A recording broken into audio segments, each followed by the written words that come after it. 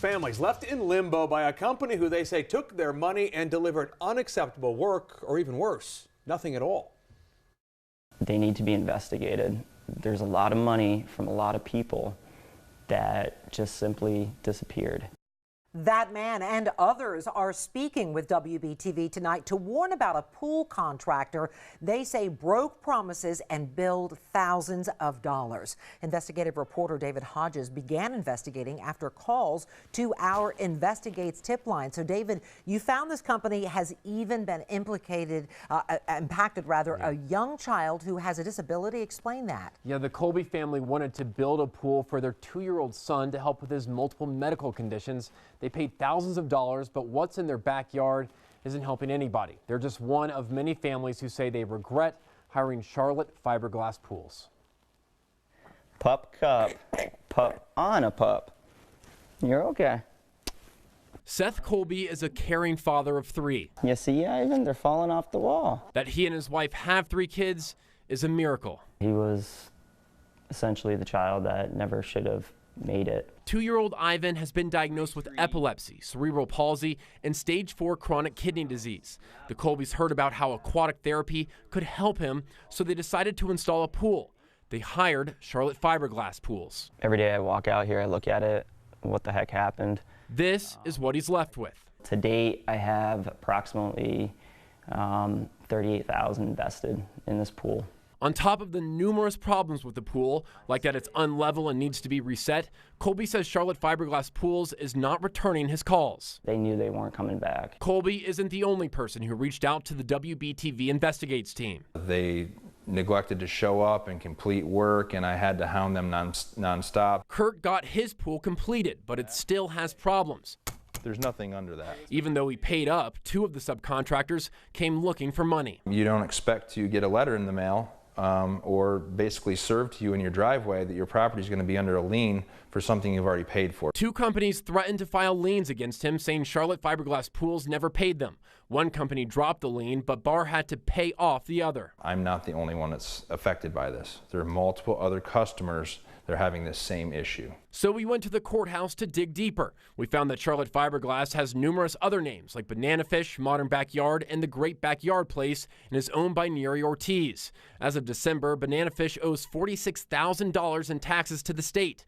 Numerous subcontractors and clients have sued them, claiming the company hasn't held up its end of the bargain. First off, he said you can't have your heat pump under a deck. He said that's against Mecklenburg County code. That's how we found Brian Sisson, who's suing the company after paying $12,000 to have another company fix Charlotte Fiberglass Pools' mistakes. I'm not overly optimistic. I tried calling Ortiz several times, even got in touch with an employee, but she never called back. I got a hold of her attorney, who told me the company has no comment. Their store location in Matthews is abandoned, but Barr doubts this is the end of it. They work under multiple names, and I feel that right now they're getting ready to close down and restart under another name. And obviously, the clock starts again, and they will do this again to multiple people. Fish in a tree? How can that be? Colby is wondering how he was left in this situation. I just want the owner to know that, she took from my son. Good people do not do that.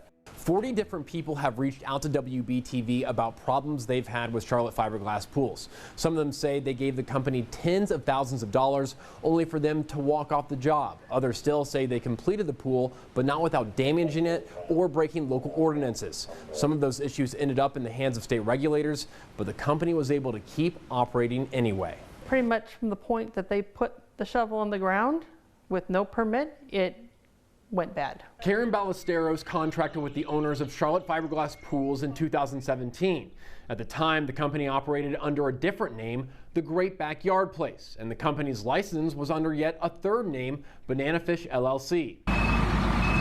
She took this video from the day the shell was delivered, but she worried about her septic tank and called Union County Code Enforcement to double check about the permit. They said that they did not have a permit to dig.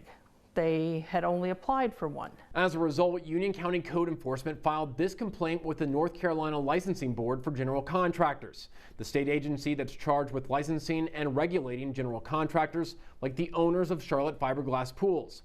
Not only had they dug without a permit, the County Code Enforcement Office also said the company put her pool in a wastewater repair area. It was a nightmare. It was absolutely ridiculous. Even though the complaint was filed in April 2017, licensing board records provided to WBTV showed the complaint has still not been heard by the board. In total, Union County Code Enforcement has filed 3 complaints between 2016 and 2018, detailing 11 cases where they claim Charlotte Fiberglass Pools didn't follow code. The latest complaints from 2018 are still open, but the board's records show a complaint by the county in 2016 that Charlotte Fiberglass Pools wasn't getting final inspections on its permits was ultimately dismissed with no punishment.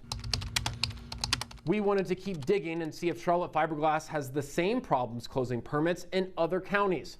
In Mecklenburg County, we found the company opened 133 permits since 2014.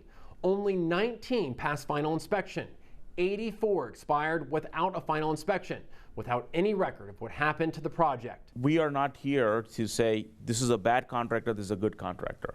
Anybody that is properly meets the criteria by the state and is licensed, we are obligated to issue them a permit if they meet the qualifications. We sat down with the Mecklenburg County Director of Code, Ebenezer Gujar-Laputti, to ask why the county didn't follow up on expired permits.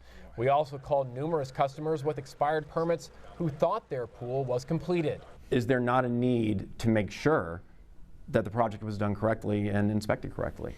I mean, we do that in a sense that because majority of the projects are inspected, we do over 300,000 inspections. But those are once the contractor has called and scheduled. And that's the responsibility of the contractor to do that. And so that may be something we can look at for the future to see what we could do. While Mecklenburg Code Enforcement never filed complaints with the licensing board, Gujar-Laputti says their department often directs customers to file their own complaints. We wanted to know why it's taken the state licensing board so long to address some of these complaints against Charlotte Fiberglass Pools. But a spokeswoman for the board told us they weren't able to answer any of our questions because their director is currently on leave. Ballesteros and other Charlotte Fiberglass Pools customers say they can't believe the company was still operating. It shouldn't have been. It should have been stopped. WBTV investigation has prompted government action against a local pool company accused of walking off the job, leaving their customers out tens of thousands of dollars. WBTV investigative reporter David Hodges has spent months following the story of Charlotte Fiberglass Pools and asking leaders and regulators why nothing had been done about the company. Now, David, your investigation, we understand, has prompted some action. That's right, Molly. The North Carolina Licensing Board for General Contractors revoked the company's license a month after our investigation first aired, and I've learned my questions have prompted other action for county inspectors too. I just want the owner to know that, she took from my son. Seth Colby is the father of a special needs son and a former customer of Charlotte Fiberglass Pools. This is what he was left with. They need to be investigated. There's a lot of money from a lot of people that just simply disappeared. Dozens of people reached out to WBTV saying they too were victims of Charlotte Fiberglass Pools. It was a nightmare. It was absolutely ridiculous. Charlotte Fiberglass never applied for a permit on Karen Ballesteros' property, and Union County Code Enforcement filed a complaint to the North Carolina Licensing Board for General Contractors. 2 days after our story aired, the licensing board scheduled a hearing on the case. And in a response letter to the board, Fiberglass owner Nuri Ortiz voluntarily surrendered her license. But Ballesteros was not the only one with permit problems. In Mecklenburg County, WBTV found the company opened 133 permits since 2014. Only 19 passed final inspection.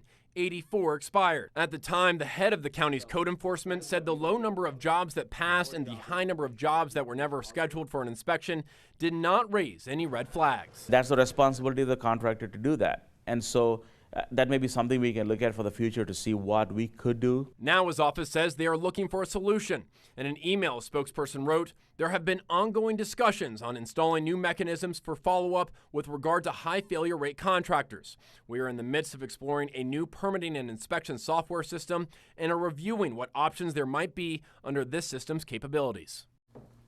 We also know the North Carolina Attorney General issued an investigative demand letter seeking evidence from the company. So far, the AG's investigation is ongoing. We reached out to the attorney for Charlotte Fiberglass Pools, but did not receive a response. Jamie?